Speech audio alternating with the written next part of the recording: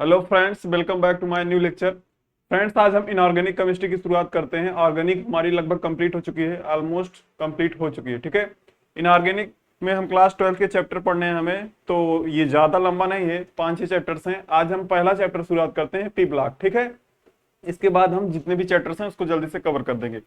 तो हमारा syllabus almost 10 से 15 दिन में कंप्लीट हो जाएगा, मैक्सिमम 10 डेज में कंप्लीट हो जाएगा। फिजिकल बचेगा, वो भी 4-5 चैप्टर है। ठीक है, तो चलिए बिना टाइम वेस्ट किए हुए स्टार्ट करते हैं अपना नेक्स्ट चैप्टर इनऑर्गेनिक का, जो मोस्ट इंपॉर्टेंट है, पी ब्लॉक, जहां से ढेर सारे क्वेश्चन आने की प्रबल संभावना है। ठीक है, हमारा अगला चैप्टर है पी ब्लॉक। ठीक है, पी ब्लॉक एलिमेंट्स के बारे में देखेंगे, पढ़ेंगे, समझेंगे और इनके रिएक्शन को देखेंगे। ठीक है, पी ब्लॉक बहुत ही बड़ा चैप्टर है। ठीक है, पी ब्लॉक बहुत ही बड़ा चैप्टर है। इसमें से हम सिलेक्टिव चीजों को पढ़ेंगे और जितनी चीजें हम पढ़ा रहे हैं, ठीक है, आप यकीन मानिए वो सब इंपॉर्टेंट है और आपको एग्जाम में देखने को मिल सकती है। ठीक है, तो फटाफट जितनी भी चीजें हम बता रहे हैं ना, आपको क्या करना है, नोट करना है, समझना है। ठीक है, नोट करना है, समझना है, याद करना है। ठीक है, बेसिकली पी ब्लॉक में बहुत सारी चीजें हमको याद करनी होती है, बहुत सारे रिएक्शंस होते हैं उसको याद करना होता है। ठीक है, बहुत सारे ऑक्सो एसिड्स होते हैं उनको याद करना होता है, उनका नाम याद करना होता है, यही सब चीजें पूछी जाती है। ठीक है, तो पी ब्लॉक को समझिए, हम समझा दे रहे हैं। ठीक है, आप नोट करिए, उसको याद कर लीजिएगा। ठीक है, जहां हो सकता है हम आपको ट्रिक भी बताएंगे। ठीक है, तो पी ब्लॉक की कहानी यही है। चलिए चलिए भाई, थोड़ा सा अब हम जान लेते हैं पी ब्लॉक एलिमेंट्स बेसिकली होते क्या है। ठीक है, पी ब्लॉक एलिमेंट्स होते क्या हैं। देखिए, हमारे पीरियोडिक टेबल में कुछ ऐसी हमारी पीरियोडिक टेबल होती है जो, ठीक है, पी ब्लॉक, तो इधर वाले जो होते हैं, इधर वाले, ठीक है, इधर वाले जो एलिमेंट्स होते हैं उनको हम क्या बोलते हैं, पी ब्लॉक। इधर वाले जो होते हैं उनको हम क्या बोलते हैं, पी ब्लॉक। इधर वाले क्या होते हैं, वो सब पी ब्लॉक होते हैं। लास्ट वाला क्या होता है, लास्ट वाला क्या होता है, इधर। ठीक है, इधर वाले जो होते हैं, इधर साइड वाले, उनको ही क्या बोलते हैं हम, पी ब्लॉक। ठीक है, इधर तो वाले आपके एल्कलाइन होते हैं, इधर आपके, इधर वाले आपके मतलब फर्स्ट वाला क्या होता है, एल्कली होता है, एल्कली मेटल सारे होते हैं। इसमें क्या होता है, एल्कलाइन होता है। ठीक है, इस वाले में एल्कली होते हैं, इस वाले में एल्कलाइन होते हैं। बीच में यहाँ क्या बैठा होता है, यहाँ क्या होते हैं, यहाँ डी ब्लॉक वाले होते हैं। ठीक है, इधर वाले में डी ब्लॉक बैठा होता है, इधर वाले में यस ब्लॉक होता है। ठीक है, इधर वाले में यस ब्लॉक, बीच वाले में डी ब्लॉक, और इधर वाला जो होता है, इधर वाले की जो कहानी होती है उसको हम क्या बोलते हैं, पी ब्लॉक। ठीक है, तो इसी वाले के बारे में हमको पढ़ना है। ठीक है, पी ब्लॉक, इधर वाले जितने एलिमेंट होते हैं पी ब्लॉक होते हैं, और ये जो बीच वाला होता है इसे डी ब्लॉक बोलते हैं। ठीक है, पढ़ा होगा ना हम आपने, ये सब क्या होते हैं, इधर वाले डी ब्लॉक होते हैं। अभी हम आपको डायग्राम से समझा रहे हैं ताकि चीजें आप थोड़ा सा पीरियडिक टेबल आपके दिमाग में क्लियर हो जाए। तो ये सब क्या होते हैं, डी ब्लॉक होते हैं। और इधर वाले जो दो दो ग्रुप होते हैं, हाइड्रोजन, हीलियम, लिथियम, हा हीली नहीं, hydrogen, helium, lithium, sodium, potassium, तो ये रुबिडियम, ये सब क्या होते हैं, एल्कली मेटल होते हैं। इसमें फिर बेटा, मागे, कार, साला, बाप, राजी। ठीक है, इसमें जो होते हैं मैग्नीशियम, बेरिलियम, कैल्शियम, ये सब क्या होते हैं, एल्कलाइन अर्थ मेटल होते हैं। ये सब क्या होते हैं, ये एल्कली होते हैं। ठीक है, ये एल्कली होते हैं, ये क्या होते हैं, एल्कलाइन अर्थ मेटल होते हैं, एल्कलाइन अर्थ मेटल होते हैं। ठीक है, तो जो पहला वाला होता है, ये वाला, ये पहला वाला ग्रुप वो क्या होता है, एल्कली होता है, दूसरा वाला क्लाइन होता है। बेसिकली इन दोनों को मिला के क्या बनता है, हमारा यस ब्लॉक बनता है। ठीक है, ये यस ब्लॉक हो गया, और ये जो बीच वाला होता है, बीच वाला उसे डी ब्लॉक बोलते हैं, और सबसे लास्ट वाला पी ब्लॉक। ठीक है, एसडीपी, ये पहले ब्लॉक समझ में आनी चाहिए चीजें, ठीक, ब्लॉक समझ में आना चाहिए। चलिए, अब हमें पी ब्लॉक समझ में आ गया, तो मतलब पीरियोडिक टेबल में जो सबसे लास्ट में जो इधर वाला होता है, पीरियोडिक टेबल में सबसे लास्ट वाला जो होता है वो क्या होता है, पी ब्लॉक होता है। ठीक, क्या होता है, पी ब्लॉक। उसमें अब पी ब्लॉक में कौन कौन से एलिमेंट आते हैं, सबसे पहले उसको देखते हैं। देखिए, पी ब्लॉक में बोरान आता है। ठीक है, क्या आता है, बोरान आता है। अब इसके नीचे क्या होता है, बाबा अली गए, ठीक है, इंडिया थैला लेके। ठीक है, बाबा अली गए इंडिया थैला लेके, तो ये बोरान फैमिली हो गई। ठीक है, ऐसे तो होता है। ठीक है, तो ये पी ब्लॉक के एलिमेंट्स हैं, उनको उन सारे एलिमेंट्स को एक बार हम लिख दे रहे हैं। ठीक है, बाबा अली गए इंडिया थैला लेके, इसको कैसे याद करोगे, बाबा अली गए इंडिया थैला लेके। बा का कार्बन, ठीक है। अब कार्बन नीचे वाले, कार्बन, सिलिकॉन, जर्मेनियम, कसी जींस, कार्बन, सिलिकॉन, जर्मेनियम, ठीक है, एसएन, पीबी। आई बात समझ में? तो याद रखना ये सब क्या है, ये सब क्या है, पी ब्लॉक के हैं। एटलीस्ट आपको पी ब्लॉक के सारे एलिमेंट्स याद होने चाहिए, ठीक है। पी ब्लॉक के सारे एलिमेंट्स याद होने चाहिए। ये सब क्या है, ये है पी ब्लॉक के एलिमेंट्स, ठीक है। हम पी ब्लॉक चैप्टर पढ़ रहे हैं, आई बात समझ में? तो ये सब पी ब्लॉक के एलिमेंट्स है। पहला है बोरान, ठीक है, बोरान फैमिली आती है, ठीक है। बोरान, बाबा अली गए इंडिया थैला लेके, कैसे याद करोगे, बाबा अली गए इंडिया थैला लेके, ठीक है। दूसरा है कार्बन, सिलिकॉन, जर्मेनियम, एसएनपीबी, इसको कैसे याद करोगे, सी से कसी, देखा कार्बन, सी मतलब कार्बन का, सी जीन्स प्रॉब्लम, ऐसे याद करो। का से कार्बन मतलब का सी, कसी, सी से सिलिकॉन, जी से जीन्स, जी से जीन्स, जीन्स, कार्बन, सिलिकॉन, जर्मेनियम, एसन, जीन से, एसन से सा आवत इसमें, सा जैसे कार्बन क्या है, का सी जीन्स प्रॉब्लम, ठीक है, कसी जीन्स प्रॉब्लम। कसी जीन्स प्रॉब्लम से आपको याद कर सकते हो, का से कार्बन, कसी हो गया, सी से सी से सिलिकॉन, जी से जर्मेनियम, सा से जीन्स, सा से एसन, और पीबी से प्रॉब्लम, ठीक है। तो कसी जीन्स प्रॉब्लम ऐसे आप याद कर सकते हो, ठीक है। इसके बाद नाइट्रोजन आता है, नरेश, पारस, अशोक, सब भाई, ठीक है।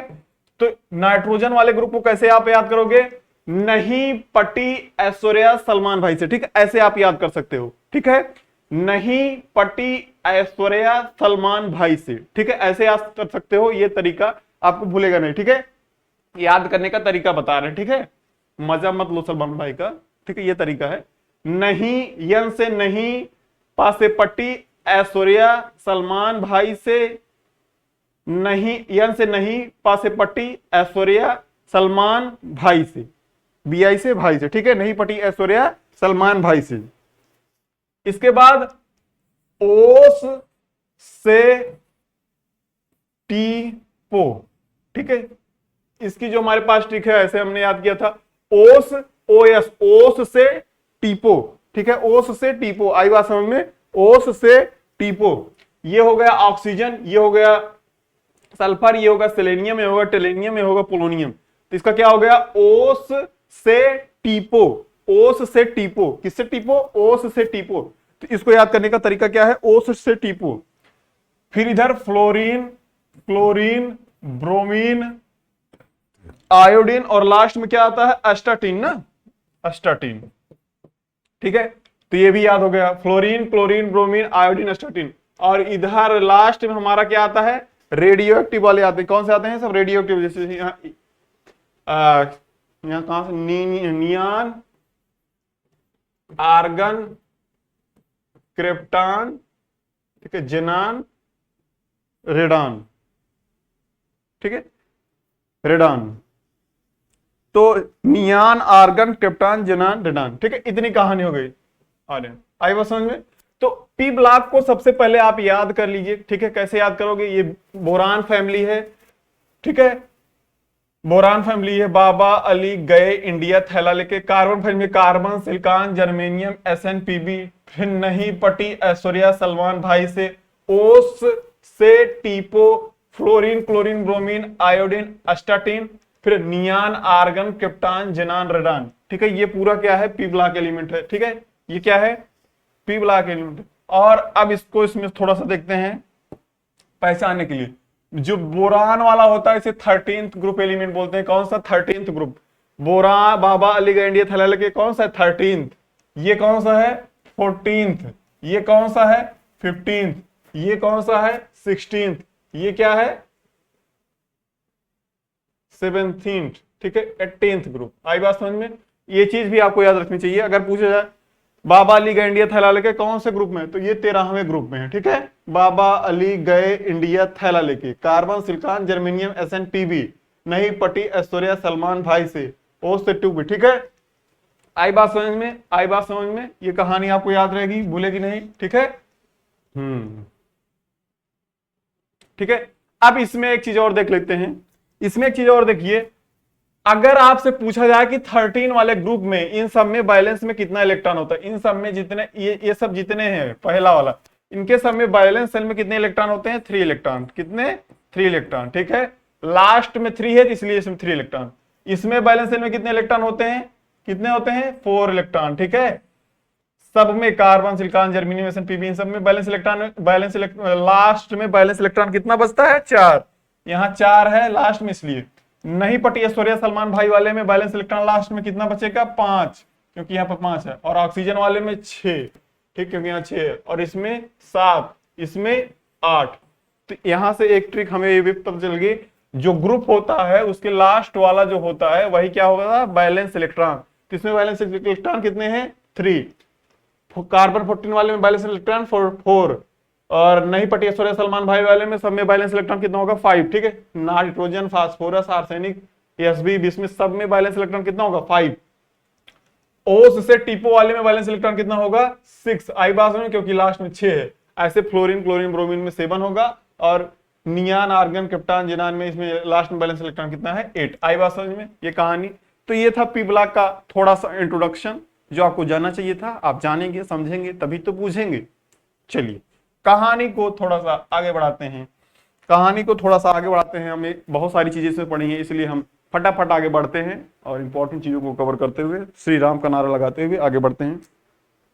चलिए अब हम थोड़ा सा देखते हैं बोरान फैमिली, ठीक है। कौन सी फैमिली, बोरान फैमिली, एक एक करके पढ़ना पड़ेगा थोड़ा सा। बोरान फैमिली,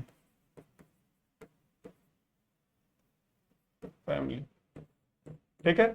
बोरान फैमिली, तो बोले हमें कौन सा पढ़ना है, बाबा अली गए इंडिया थैला लेके, इन सब बेचारों के बारे में पढ़ना है, ठीक है। इसे बोरान फैमिली बोलते हैं, या इसका कौन सा ग्रुप है, ये 13 ग्रुप एलिमेंट है, ठीक है। आई बात समझ, बोरान फैमिली, इसी को क्या बोलते हैं, बोरान फैमिली। बाबा अली गए इंडिया थैला लेके, इसको क्या बोलते हैं, बोरान फैमिली, ठीक है। इसी को क्या बोलते हैं, 13th ग्रुप एलिमेंट। कौन से, 13th ग्रुप। अगर इसमें पूछा जाए बैलेंस इलेक्ट्रॉन कितने हैं, ठीक है, तो बैलेंस इलेक्ट्रॉन कितने हैं, इसमें 3 इलेक्ट्रॉन। इतनी चीजें जान गए, इतनी चीजें जान गए, ठीक है।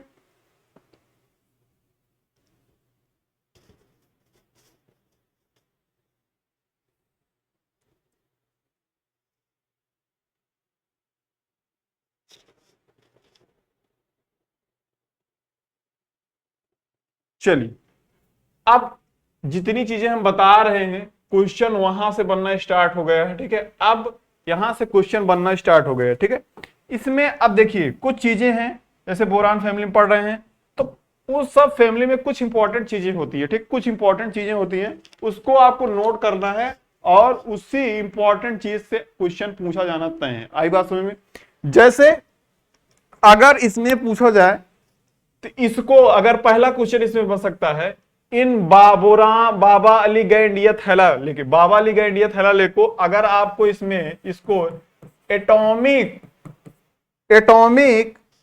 एंड आयनिक, ठीक है, एटॉमिक एंड आयनिक रेडियाई के आधार पे अरेंज करना हो, इसमें बाबा अली गए इंडिया थैला लेके, यानी boron, aluminium, gallium, indium, thallium में सबसे ज्यादा एटॉमिक रेडियस किसकी होगी। देखिए जो हमारा थैलियम होगा उसका एटॉमिक रेडियस सबसे ज्यादा होगा, इसके बाद हमारा आएगा इंडियम, ठीक है, इसके बाद हमारा आएगा एल्युमिनियम, इसके बाद आएगा हमारा गैलियम, और हमारा सबसे लास्ट में आएगा बोरान, ठीक है। तो ये ऑर्डर आप लोग याद रखिएगा, पूछा जा सकता है कि बोरान फैमिली में एटॉमिक या आयनिक रेडियस सबसे ज्यादा किसकी होती है। याद रखना, थैलियम की सबसे ज्यादा होगी, फिर इंडियम की होगी, फिर होनी चाहिए गैलियम की, बट हो जाती है एल्युमिनियम की। आई बात समझ में, ये सब इनर्ट पेयर इफेक्ट का कमाल है, ठीक है। तो ये ऑर्डर आपको याद रखना है, प्लीज इसको याद रखिएगा। सबसे ज्यादा थैलियम की होगी, मतलब थैलियम की सबसे ज्यादा होगी, फिर इंडियम की होगी, इसके बाद एल्युमिनियम की हो जाती है, लेकिन इसके बाद क्या हो जाती है, एल्युमिनियम की हो जाती है, और सबसे लास्ट में बोरान की, सबसे लास्ट में बोरान की। तो ये जो ऑर्डर है, देखो जितना ज्यादा नीचे आओगे, जितना ज्यादा नीचे आओगे एटॉमिक रेडियस क्या होगी, उतनी ज्यादा होगी, ठीक है। तो जब एटॉमिक रेडियस ज्यादा होगी तो आयनिक रेडियस भी उसकी ज्यादा होगी, ठीक है। तो जब नीचे आ रहे हैं तो हम थैलियम की सबसे ज्यादा एटॉमिक रेडियस है, बिल्कुल सही। फिर इंडियम, थैलियम सबसे नीचे है इसलिए इसका एटॉमिक रेडियस सबसे ज्यादा, बिल्कुल सही। इंडियम वाले में भी बिल्कुल सही। बट यहां गैलियम और एल्युमिनियम में थोड़ा सा एक्सेप्शनल होता है, यही सब चीजें पूछी जाएंगी, एक्सेप्शनल चीजें ही पूछी जाएंगी। गैलियम और एल्युमिनियम और गैलियम में थोड़ा सा क्या बोलते हैं, एक्सेप्शन होता है। एल्युमिनियम का एटॉमिक साइज ज्यादा हो जाता है, गैलियम पीछे चला जाता है, पहले एल्युमिनियम आ जाएगा, फिर गैलियम आएगा, इसके बाद बोरान, ठीक है। तो ये ऑर्डर प्लीज आप लोग याद रखिएगा, इंपॉर्टेंट है, ठीक है। बस यही चीजें आपको नोट करनी है, नोट करनी है, यही सब आपको एग्जाम में मिलेगा, ठीक है, यही सब आपको एग्जाम में मिलेगा, ठीक है। चलिए अगला,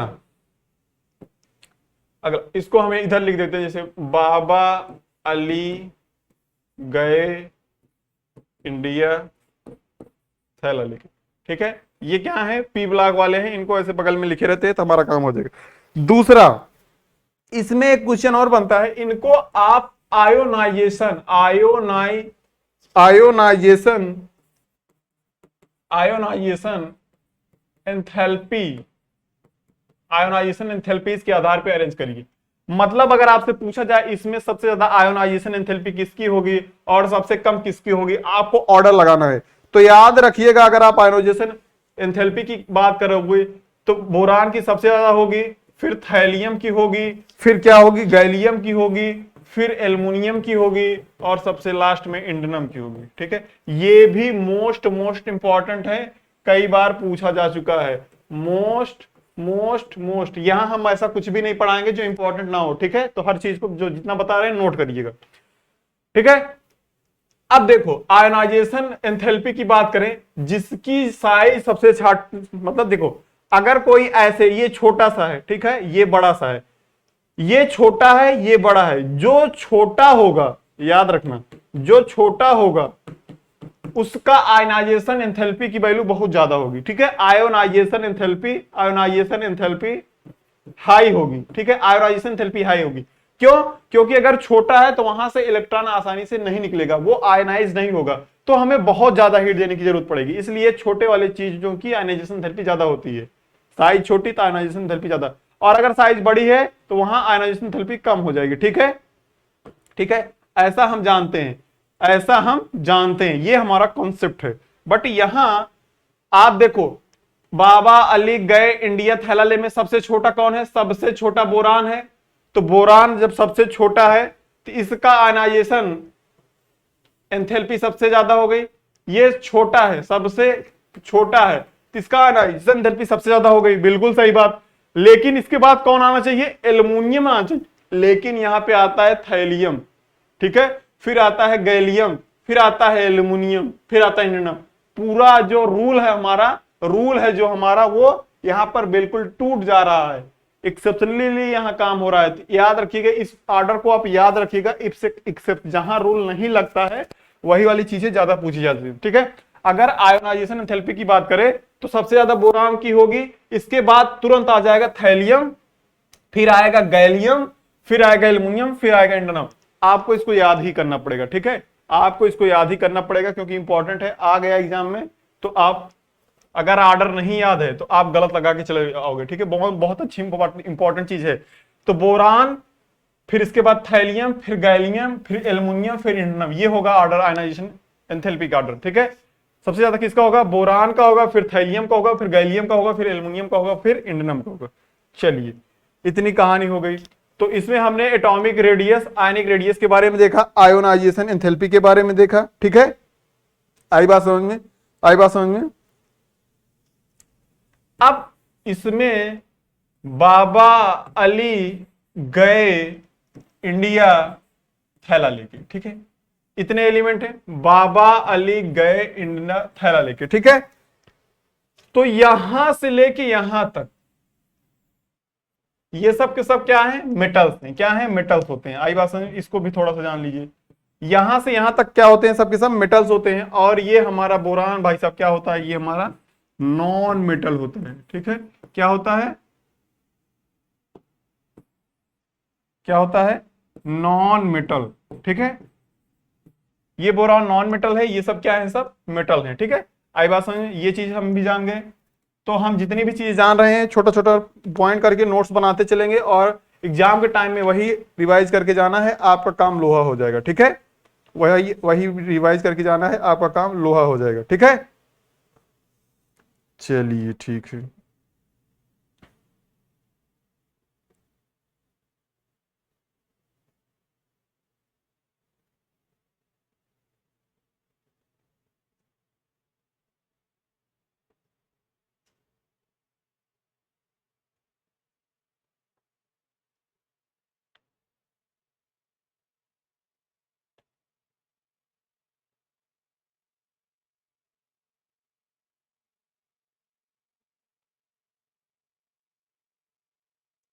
चलिए, अब थोड़ा सा हम बोरान के बारे में पढ़ते हैं। ठीक है, किसके बारे में, बोरान के बारे में, बोरान। ठीक है, बोरान के बारे में पढ़ते हैं। ये देखो, बोरान क्या करता है, ये 5 फॉर्म में एग्जिस्ट करता है। ठीक है, ये 5 फॉर्म में एग्जिस्ट करता है, याद रखना। ये 5 फॉर्म में एग्जिस्ट करता है। ठीक है, ये 5 फॉर्म में एग्जिस्ट करता है, ये चीज याद रखिएगा। जिसमें से क्या होता है, जिसमें से क्या होता है, 4 क्रिस्टलाइन होते हैं। क्या होते हैं, क्रिस्टलाइन होते हैं। ठीक है, एक फॉर्म क्या होता है, एमॉर्फस होता है। एक फॉर्म क्या होता है, एमॉर्फस होता है। ठीक है, ये थोड़ा सा बोरान के बारे में आप जान लीजिए, इसकी प्रॉपर्टी है। ठीक है, ये क्या है, प्रॉपर्टी है, इसका एक गुण है। ठीक है, ये क्या करता है, 5 फॉर्म में एग्जिस्ट करता है, जिसमें से 4 फॉर्म क्या होते हैं, क्रिस्टलाइन होते हैं, और हमारा सिर्फ एक फॉर्म क्या होता है, एमॉर्फस होता है, बोरान। ठीक है, उसमें क्या होता है, एक फॉर्म एमॉर्फस होता है। और जो एमॉर्फस होता है वो क्या होता है, केमिकली एक्टिव होता है। ठीक है, ये वाला फॉर्म जो एमॉर्फस होता है वही क्या होता है, केमिकली एक्टिव होता है, मतलब केमिकली एक्टिव होता है। ठीक है, इसको भी नोट कर लीजिए, याद रखिएगा।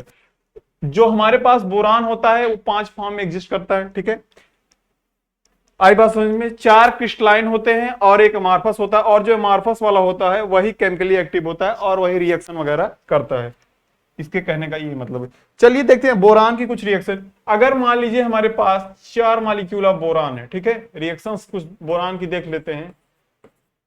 ठीक है, अगर हमारे पास 4 मॉलिक्यूल ऑफ बोरान है, आप इसका ऑक्सीजन से रिएक्शन करा रहे हो और काफी हाई टेम्परेचर पे 700 डिग्री सेल्सियस पे, तो आपको B2O3, ठीक है, B2O3 का फॉर्मेशन होगा। ठीक है, B2O3 का फॉर्मेशन होगा। आई बात समझ में, B2O3 का फॉर्मेशन होगा। ठीक है, ये रिएक्शन आप लोग नोट करिएगा, ये सब रिएक्शंस आपको मिल सकती है। ठीक है, ऐसे बोरान का रिएक्शन ऑक्सीजन से करा के 700 डिग्री ऊपर लगा दिया और पूछा क्या प्रोडक्ट बनेगा, तो आपको ये सब याद करना पड़ेगा, B2O3 का फॉर्मेशन होगा। ऐसे ही एक इंपॉर्टेंट रिएक्शन और है, अगर हमारे पास BN है, ठीक है, और उसकी रिएक्शन आप H2O से करा दोगे, तब क्या बनेगा, तो आपको H3BO3 मिलेगा, H3BO3 मिलेगा, और क्या बनेगा, NH3 मिलेगा। ठीक है, ये भी इंपॉर्टेंट है। अगर आप BN की रिएक्शन वाटर मॉलिक्यूल से करा रहे हो, तो H3BO3 ये बोरिक एसिड का ये क्या है, बोरान का एक ऑक्सो एसिड है, H3BO3 वो मिलेगा, फिर अमोनिया गैस यहां पे निकल जाएगी। ठीक है, ये रिएक्शन भी आप नोट करिएगा। दूसरा का, अगर हमारे पास B2S6 है, ठीक है, B2S6 को क्या बोलते हैं, डाइबोरेन। ठीक है, क्या है ये, डाइबोरेन। अगली रिएक्शन नोट करिएगा, अगर हमारे पास B2H6 है, उसमें हम H2O वाटर H2O डाल रहे हैं, मतलब इसका हाइड्रोलिसिस करा रहे हैं। ठीक है, अगर B2H6 यानी डाइबोरेन की रिएक्शन हम 6 मॉलिक्यूल ऑफ H2O से कराते हैं, तो वहां भी हमें क्या मिलेगा, वहां भी हमें 2 मॉलिक्यूल ऑफ H3BO3 मिलेगा। ठीक है, बेसिकली H3BO3 आप कैसे पाओगे? अगर आप डाइबोरेन की रिएक्शन H2O से करा दे रहे हो तो H3BO3 बन जाएगा, ठीक है, या BN की रिएक्शन आप H2O से करा दे रहे हो तब H3BO3 बन जाएगा। तो H3BO3 तो बनेगा ही, और यहां से क्या होगा, हाइड्रोजन, 6 हाइड्रोजन निकल जाएगा, ठीक है। तो ये H3BO3 कैसे बनेगा, ये भी एक इंपॉर्टेंट तरीका है, आप लोग इसको देख लीजिए, ठीक है। ये इंपॉर्टेंट रिएक्शन थी जो मैंने लिख दी बोरान की। अगर आपको डाइबोरेन यानी B2S6 दिया है, उसका आप हाइड्रोलिसिस करा रहे हो तो H3BO3 मिलेगा। BN है, अगर आपको BN दिया है, ठीक है, बोरान नाइट्राइड, अगर इसमें आप H2O डाल रहे हो तो H3BO3 का फॉर्मेशन हो जाएगा। अगर सिर्फ बोरान दिया है और ऑक्सीजन से रिएक्शन कराया है तो B2O3 बोरिक एनहाइड्राइड का फॉर्मेशन, B2O3 का फॉर्मेशन हो जाएगा, B2O3 का फॉर्मेशन हो जाएगा, ठीक है। चलिए B2O3, अब हम देखते हैं B2O3 को क्या बोलते हैं, ठीक है। ये क्या है, बोरान, इसको आप बोल सकते हैं बोरान सेस्क्यू ऑक्साइड, इसको आप बोल सकते हो बोरान सेस्क्यू ऑक्साइड, ठीक है। अब हम आगे बढ़ते हैं, इंपॉर्टेंट मोस्ट इंपॉर्टेंट रिएक्शन की तरफ बढ़ते हैं कि आप B2O3 का फॉर्मेशन कैसे करोगे, B2O3 का फॉर्मेशन कैसे करोगे, ठीक है। ये एग्जाम में पूछा गया है, ये पूछा जा सकता है, ठीक है, रिएक्शन की तरह पूछा जाता है। देखिए अगर हमारे पास क्या है, अगर हमारे पास H3BO3 है, ठीक है, H3BO3 है, ठीक, इसे क्या बोलते हो, ये एसिड है, बोरान की एक एसिड है, इसका नाम क्या होता है, बोरिक एसिड, ठीक है, इसे क्या बोलते हैं, बोरिक एसिड, ठीक है। अगर हमारे पास H3BO3 है, अगर हमारे पास H3BO3 है, इसको हम 100 डिग्री सेल्सियस पे हीट करते हैं तो हमें HBO2 मिलता है, ठीक है, HBO2 मिलता है। फिर इसको फर्दर अगर आप रेड हीट करते हो, रेड हीट, लाल तत्व तक इसको हीट, देखो हमारे पास H3BO3 था यानी बोरिक एसिड था, इसको हमने 100 डिग्री सेल्सियस पर गर्म किया तो हमें HBO2 मिला, HBO2 मिला। अब इसका नाम होता है मेटाबोरिक एसिड, HBO2 को क्या बोलते हैं, मेटाबोरिक एसिड, ठीक है, मेटाबोरिक एसिड। फिर इसको जब हमने फर्दर हीट किया तो B2O3 का फॉर्मेशन हो गया, ठीक है, बोरिक एनहाइड्राइड या बोरान सेस्क्यू ऑक्साइड का फॉर्मेशन हो गया। तो ये इंपॉर्टेंट रिएक्शन है बाबा, महाराज, महाराज ये इंपॉर्टेंट रिएक्शन है। यही देके, हीट देके, फिर रेड हीट देके पूछ सकता है क्या बनेगा, ठीक है। तो अगर हमारे पास शुरू में बोरिक एसिड है, उसको 100 डिग्री सेल्सियस तक हीट करोगे, HBO2 का फॉर्मेशन होगा, फिर रेड हीट दोगे तो B2O3 का फॉर्मेशन होगा। तो ये देके वो पूछ सकता है, या ए देके, मतलब H3BO3 देके 100 डिग्री सेल्सियस तक गर्म करा दे, फिर पूछ सकता है बीच में क्या बनेगा, HBO2, इसे बोलते हैं मेटाबोरिक एसिड बनेगा, ठीक है। ये कुछ रिएक्शन से इसको आपको याद ही रखना होगा, ठीक है।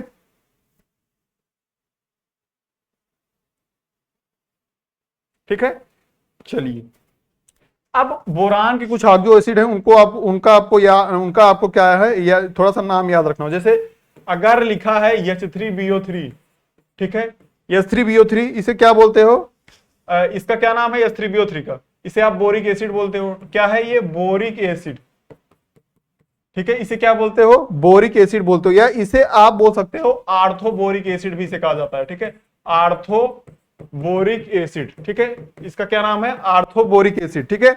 और HBO2 अभी जो बना था बीच में, उसका क्या नाम है, इसका नाम है मेटाबोरिक एसिड। क्या नाम है, मेटाबोरिक एसिड, ठीक है, क्या नाम है इसका, मेटाबोरिक एसिड। फिर अगला, अगर कहीं पे H2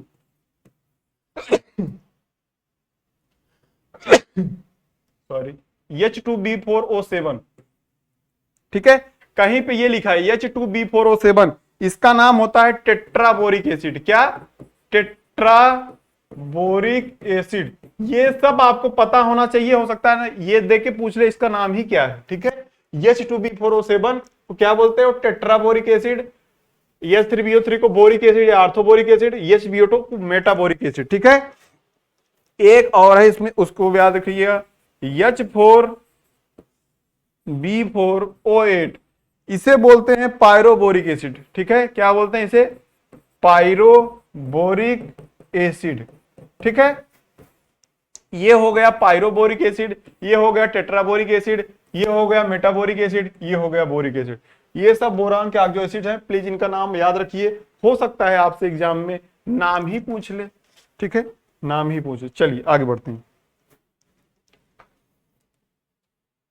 चलिए अब हम देखते हैं H3BO3 का प्रिपरेशन, मतलब H3BO3 का प्रिपरेशन कैसे करोगे आप, इसको कैसे आप ट्रेंड करोगे, ठीक है, ये भी इंपॉर्टेंट है, ठीक है, ये भी इंपॉर्टेंट है, खूब पूछा गया है।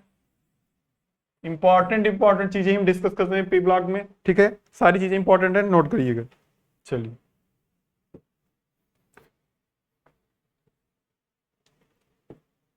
तो देखिए इसके प्रिपरेशन की जो सबसे पहले रिएक्शन है, अगर आपके पास Na2B4O7 है, ठीक है, इसे सुहागा भी कहते हैं, इसकी रिएक्शन आप H2SO4 से कराओगे और उसमें वाटर मॉलिक्यूल ऐड करोगे तो क्या बनेगा, H3BO3 बनेगा, H3BO3 बनेगा, ठीक है, H3BO3 बनेगा, ठीक है, नीचे बैठ जाएगा। ये क्या है, एसिड है, आर्थोबोरिक एसिड है, और Na2SO4, ठीक है। आपको मोटा मोटा बस यही याद रखना है, ये बन रहा है, मोटा मोटा क्या याद रखना है, H3BO3 बन रहा है, ठीक है, याद रखना है। जब आप Na2B4O7 यानी सुहागा इसे कहते हैं, ठीक, बोरेक्स कहते हैं इसे, बोरेक्स, इसका क्या नाम होता है, बोरेक्स होता है।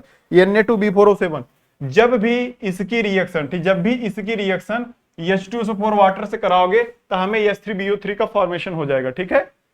H3BO3 बनाने का एक मेथड होता है, ठीक है, ये होता है बोरेक्स। बोरेक्स का जब आप हाइड्रोलिसिस करा देते हो तो H3BO3 बन जाता है और सोडियम सल्फेट निकल जाता है। आई बात समझ में, ये पहला तरीका हो गया बनाने का, ठीक है, ये क्या हो गया, पहला तरीका हो गया H3BO3 बनाने का, ठीक है।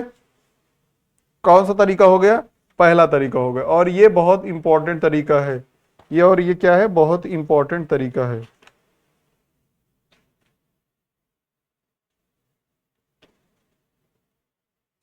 ठीक है।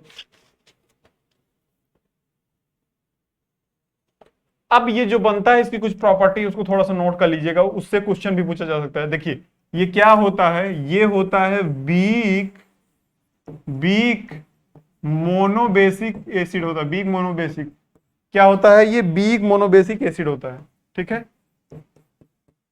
ये क्या होता है, वीक होता है, मोनोबेसिक एसिड होता है, ठीक है। आई बात समझ, H3BO3 क्या होता है, वीक मोनो एसिड होता है, और ये वाटर में सलूबल होता है, क्या होता है, सलूबल इन वाटर, ठीक है। इतनी चीजें देख लिए, नोट कर लीजिए फटाफट।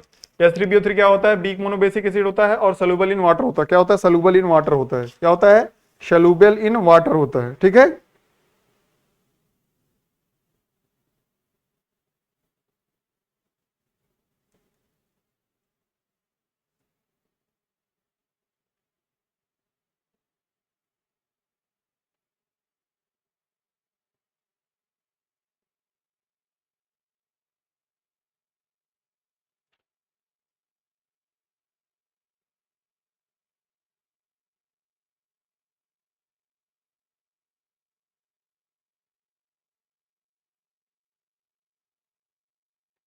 चलिए अब हम देखते हैं इसकी कुछ प्रॉपर्टी को, H3BO3 की, H3BO3 की कुछ प्रॉपर्टी, कुछ गुण, ठीक है, कुछ प्रॉपर्टी यानी कुछ गुण इसके देखते हैं, ठीक है। इसकी क्या क्या प्रॉपर्टीज हो सकती है उसको देखते हैं। देखो जब BOH का होल थ्राइस, इसको ऐसे भी लिखा जा सकता है, H3BO3 को ऐसे भी लिखा, मतलब इसको जब खोलोगे तो क्या लिखोगे, B 3 ऑक्सीजन और H3, ठीक है, BO3H3 BO3H3, इसको सब तीनों क्या है, ये सेम है, ठीक है, बट लिखने का तरीका सबसे बेस्ट जो होता है, लिखने का तरीका जो सबसे बेस्ट होता है, जो लिखने का तरीका सबसे बेस्ट होता है वो यही होता है BOH का होल थ्राइस, ठीक है। ये क्या है, बोरिक एसिड ही है, क्या है, बोरिक एसिड, ये भी है, ये भी है, ठीक है। ये क्या है, आर्थोबोरिक एसिड या बोरिक एसिड, आर्थोबोरिक एसिड, ठीक है। इसकी प्रॉपर्टी हम देख रहे थे। देखो जब आर्थोबोरिक एसिड का आप क्या कराओगे, हाइड्रोलिसिस कराओगे, H2O से रिएक्शन कराओगे, तो ये क्या फॉर्म होता है, एक हाइड्रोनियम आयन निकल जाएगा, एक हाइड्रोनियम आयन का फॉर्मेशन होता है, और ये भाई साहब BOH4 माइनस का फॉर्मेशन करते हैं, ठीक है। ये भी इंपॉर्टेंट रिएक्शन है, इसको भी नोट करिएगा। जब आप आर्थोबोरिक एसिड की रिएक्शन या आर्थोबोरिक का हाइड्रोलिसिस कराते हो, तो ये स्थिर होते हैं, हाइड्रोनियम आयन का फॉर्मेशन होता है और टेट्रा हाइड्रोक्सी बोरेट का फॉर्मेशन होता है, ठीक है। बोरान है, OH है, 4 है, बोरान OH4 माइनस का फॉर्मेशन होता है, ठीक है। ये कॉम्प्लेक्स बनता है, ठीक है। आई बात समझ में, आई बात समझ में। ये इंपॉर्टेंट है, ये भी पूछा जा सकता है, ये भी पूछा जा सकता है, ठीक है।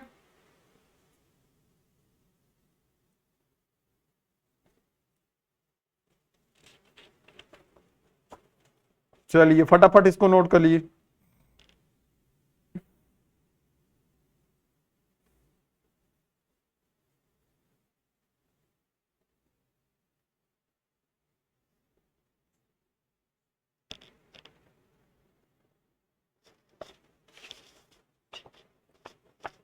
चलिए अब इसका बोरान का अगला अगला कंपाउंड है B2H6, मोस्ट इंपॉर्टेंट, ठीक है।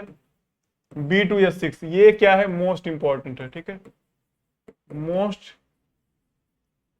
इंपॉर्टेंट है। B2H इसे क्या बोलते हो, डाइबोरेन, डाइबोरेन, इसके बारे में तो हर कोई पढ़ता है, ठीक है। B2H6 को क्या बोलते हो, डाइबोरेन, ठीक है। अब इसके बारे में थोड़ा सा बढ़ते हैं, ठीक है। ये बोरान का क्या है, कंपाउंड है, ठीक है। अभी बोरान फैमिली हमारी चल रही है, ठीक है। तो बोरान फैमिली में हमारा क्या है, अगला है डाइबोरेन B2H6। इसका स्ट्रक्चर कैसे होता है, ये इसका स्ट्रक्चर ऐसे होता है, इधर बोरान, इधर बोरान, बीच में हाइड्रोजन, बीच में हाइड्रोजन, इधर हाइड्रोजन, इधर हाइड्रोजन, फिर इधर इधर, फिर इधर इधर इधर, ठीक है। इसका ये होता है स्ट्रक्चर, यानी ये क्या बनाता है, बनाना बांड का फॉर्मेशन, कुछ ऐसे एक बनाना टाइप का इधर बांड बनता है, ठीक है। ये क्या होता है, बनाना बांड का फॉर्मेशन करता है, ठीक है। क्या करता है, बनाना बांड का फॉर्मेशन करता है। आई बात समझ में। कौन सा बांड बनाता है, ये बनाना बांड बनाता है। कौन सा बांड बनाता है, कौन सा बांड बनाता है भाई साहब, ये बनाना बांड बनाता है, ठीक है। तो क्वेश्चन पूछा जा सकता है कि डाइबोरेन में कौन सा बॉन्ड पाया जाता है, और 4 ऑप्शन अगर बनाया है तो आप बताओगे, तो डाइबोरेन में कौन सा बॉन्ड बनता है, बनाना बॉन्ड बनता है। कौन सा बॉन्ड, बनाना बॉन्ड पाया जाता है, ठीक है। इसमें ये जो एंगल होता है वो 97 डिग्री होता है, ठीक है। और ये जो बाहर वाला होता है 122 डिग्री होता है, ठीक है। ये भी इंपॉर्टेंट है, कई बार पूछा गया है, ठीक है, याद रखना। ये जो अंदर वाला है वो 97 डिग्री होता है, और ये जो बाहर वाला होता है वो 122 डिग्री होता है। तो बाहर वाला एंगल मतलब BH और BH के बीच में जो बन रहा है एंगल वो कितना है, वो 122 है। और अंदर वाला जो ब्रिजिंग वाला है, ब्रिजिंग के बीच में जो एंगल बन रहा है वो 97 डिग्री है। तो एंगल पूछा गया है, प्लीज इसको आप याद रखिएगा। ये इसका स्ट्रक्चर आपको पता होना चाहिए। B2H6 में इससे क्वेश्चन कैसे कैसे बनेगा, पूछेगा डाइबोरेन में इनर एंगल कितना होता है, तो आप बताओगे 97, बाहर एंगल कितना होता है 122, वो बताओगे। पूछेगा कि ये क्या है, ये क्या है, ये भाई साहब 3 सेंटर्ड 2 इलेक्ट्रॉन बॉन्ड फॉर्मेशन हुए, ठीक है। यहाँ पे क्या है, 3 सेंटर्ड है, और 1 सेंटर, 2 सेंटर, 3 सेंटर, ठीक है। तो 3 सेंटर्ड और 2 इलेक्ट्रॉन का आपस में शेयरिंग हो रहा है, ठीक है। तो यहाँ ये कौन सा कंपाउंड, 3 सेंटर 2 इलेक्ट्रॉन कंपाउंड है, कौन सा, 3 सेंटर 2 इलेक्ट्रॉन कंपाउंड है, ठीक है। पहली चीज ये। और इसमें पूछा सकता है, पहला क्वेश्चन देखिए कैसे कैसे बनेगा, यही सब तो हमें नोट करना है। पहला स्ट्रक्चर, डाइबोरेन का स्ट्रक्चर, ठीक है, ऐसे होगा। दूसरा क्वेश्चन एंगल पे, ठीक है, अंदर वाला एंगल कितना होता है 97, बाहर वाला कितना होता है 122, ठीक है। फिर तीसरा क्वेश्चन पूछ सकता है इसमें कितने ब्रिजिंग हाइड्रोजन है, तो कितने मतलब ब्रिजिंग हाइड्रोजन है, कितने हैं, 2 हाइड्रोजन ब्रिजिंग है, ठीक है, 2 हाइड्रोजन ब्रिजिंग है, ठीक है। कितने BHB बांड प्रेजेंट है, BHB बांड कितने प्रेजेंट है, 2 BHB बांड, ठीक है, 2 BHB बांड प्रेजेंट है। तो ऐसे ऐसे करके स्ट्रक्चर से रिलेटेड बहुत सारे क्वेश्चन पूछे जा सकते हैं। उन सब चीजों को आप समझिए, स्ट्रक्चर पता है तो सारा कर लेंगे, ठीक है। चलिए ये थी स्ट्रक्चर की कहानी। अब हम कुछ प्रॉपर्टीज को देखते हैं, इसकी कुछ प्रॉपर्टीज को, ठीक है। प्रॉपर्टीज ऑफ B2H6 यानी डाइबोरेन, ठीक है। देखिए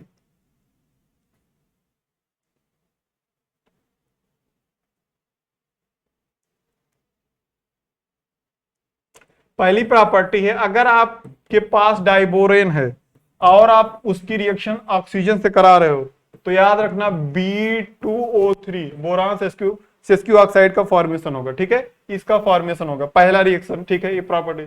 दूसरा रिएक्शन, अगर आपके पास डाइबोरेन है B2H6 है, ठीक है, B2H6 है, आई बात समझ में, उसमें आप मेथिल अल्कोहल यानी मेथेनॉल ऐड कर रहे हो, तब क्या होगा, तो बोरान ऐसे रहेगा, बोरान वैसे रहेगा, और वो क्या करेगा, ओ मिथिल ग्रुप आके 3 मॉलिक्यूल इसका लग जाएगा, ठीक है, इस प्रोडक्ट का फॉर्मेशन करेगा, ठीक है। याद रखना, अगर आपको बोरान दिया है उसमें ऑक्सीजन डाला है तो B2O3 का फॉर्मेशन करेगा, आपको बोरान दिया है उसमें मेथिल OH डाला है तो क्या होगा, बोरान ऐसे रहेगा, बोरान अकेला रहेगा, और ओ मेथिल यहां से ऑक्सीजन और मेथिल निकल के, ऑक्सीजन और मेथिल निकल के तीन ऑक्सीजन मेथिल के बोरान के साथ बॉन्ड का फॉर्मेशन करेंगे और ये कॉम्प्लेक्स बनेगा, क्या, बोरान और ओ मेथिल कितने, 3, ठीक है, ये चीज आप याद रखिएगा, ठीक है। ये डाइबोरेन के कुछ इंपॉर्टेंट रिएक्शंस हैं, ठीक है, ठीक है।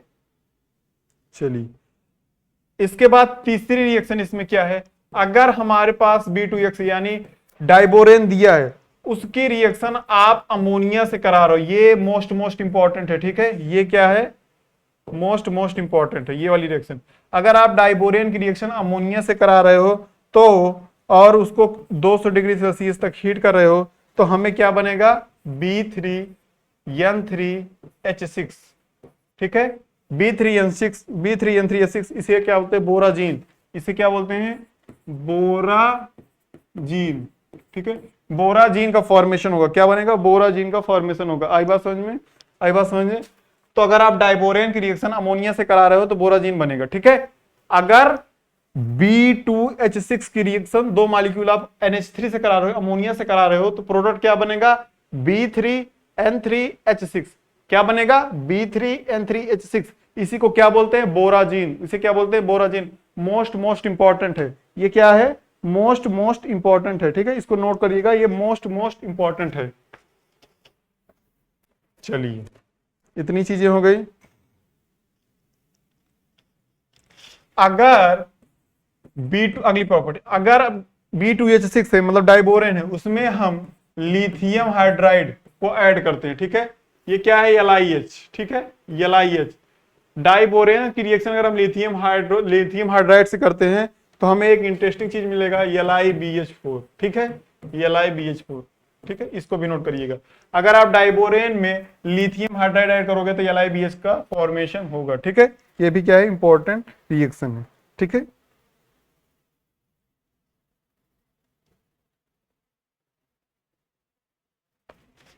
चलिए, अब आगे पढ़ते हैं हम बोराजीन, क्या होता है बोराजीन, अभी हमने जो देखा, ठीक है, क्या पढ़ेंगे हम, बोराजीन,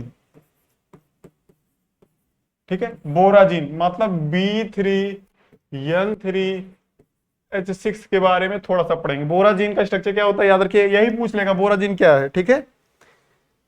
तो बोराजीन बनाने का हम पहला मेथड, बनाने का मेथड देख लेते हैं। पहला मेथड है स्टॉक पोहलैंड मेथड, ठीक है, पहला मेथड है स्टॉक, कौन सा मेथड, स्टॉक पोहलैंड मेथड, ठीक है। बोराजीन बनाने का एक मेथड होता है, पहला मेथड स्टॉक पोहलैंड मेथड। उसमें क्या करते हैं हम, डाइबोरेन लेते हैं, B2H6 लेते हैं, ठीक है, 3 मॉलिक्यूल आप डाइबोरेन लेते हैं और 6 मॉलिक्यूल आप अमोनिया डाल देते हैं, ठीक है।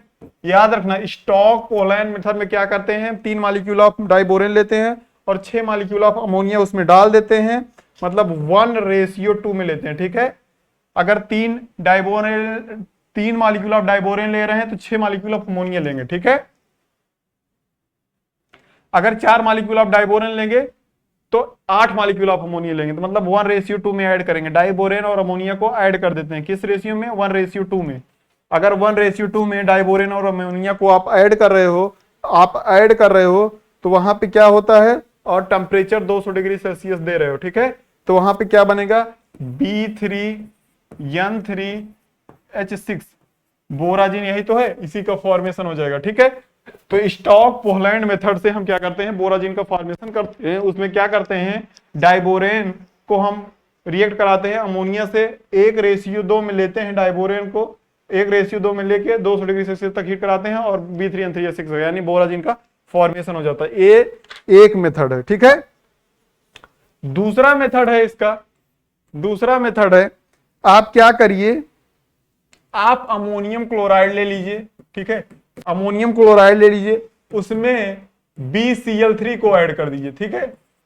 अमोनियम क्लोराइड ले लीजिए, 3 मॉलिक्यूल ऑफ अमोनियम क्लोराइड ले लीजिए, 3 मॉलिक्यूल ऑफ BCl3, ठीक है। उसको 140 डिग्री सेल्सियस पे गर्म कर दीजिए, हीट करिए, तो हमें बनेगा Cl3 B3N3, ठीक है, H3, ये बनेगा। क्या बनेगा, Cl3 B3N3H3, B3N3, ठीक है, ये बनेगा। ध्यान से समझिए, अगर हम अमोनियम क्लोराइड ले लें और उसमें BCl3 को ऐड करा दें 140 डिग्री सेल्सियस पे, तो B3N3H3Cl3 ये बनेगा, ठीक है। क्या बनेगा, B3N3H3Cl3, ठीक है, ये बनेगा B3N3H3Cl3। इसको याद रखिएगा, Cl3 B3N3H3 बनेगा। और फर्दर जब इसकी फर्दर रिएक्शन अगर हम LiBH4 से करा देंगे, तब हमारे पास B3N3H6 का फॉर्मेशन हो जाएगा, ठीक है। ये हमारा फाइनल बोराजिन बन जाएगा। तो ये दूसरा मेथड होता है। दूसरे मेथड में क्या लेते हैं हम, अमोनियम क्लोराइड और BCl3 को ऐड कराते हैं, ये बनता है पहले Cl3 B3N3H3 बनता है, फिर उसमें LiBH4 डाल देते हैं, B3N3H6 का फॉर्मेशन हो जाता है, यानी बोराजिन हमारी बन जाती है। तो ये दूसरा मेथड हो गया बोराजिन बनाने का। ये कौन सा मेथड हो गया, दूसरा मेथड हो गया बोराजिन बनाने का। एक लास्ट मेथड है बोराजिन बनाने का, ये सब इंपॉर्टेंट है, आ सकते हैं, ठीक है। तीसरा मेथड है, आप क्या करो, आप अमोनियम क्लोराइड ले लो, ठीक है, 3 मॉलिक्यूल आप अमोनियम क्लोराइड ले लो, NH4Cl अमोनियम क्लोराइड ले लो, उसमें 3 ही मॉलिक्यूल आप क्या करो, LiBH4 को डायरेक्ट ऐड करा दो, ठीक है, और उसको भाई साहब हीट करा दो 230 डिग्री सेल्सियस पर, ठीक है। आप क्या करो, अमोनियम क्लोराइड ले लो, उसमें 3 मॉलिक्यूल ऑफ LiBH4 को ऐड करा दो 230 डिग्री सेल्सियस पे, क्या होगा, B3N3H6, यहां भी बोराजिन का फॉर्मेशन हो जाएगा, ठीक है। क्या होगा, बोराजिन का फॉर्मेशन हो जाएगा, ठीक है। कहानी समझ में आ गई। तो बोराजिन बनाने के लिए आप अमोनियम क्लोराइड की डायरेक्ट रिएक्शन LiBH4 से करा सकते हो, ठीक है, उससे भी क्या होगा, बोराजिन का फॉर्मेशन हो जाएगा। क्या होगा, बोराजिन का फॉर्मेशन हो जाएगा। कहानी समझ में आई, कहानी समझ में आई।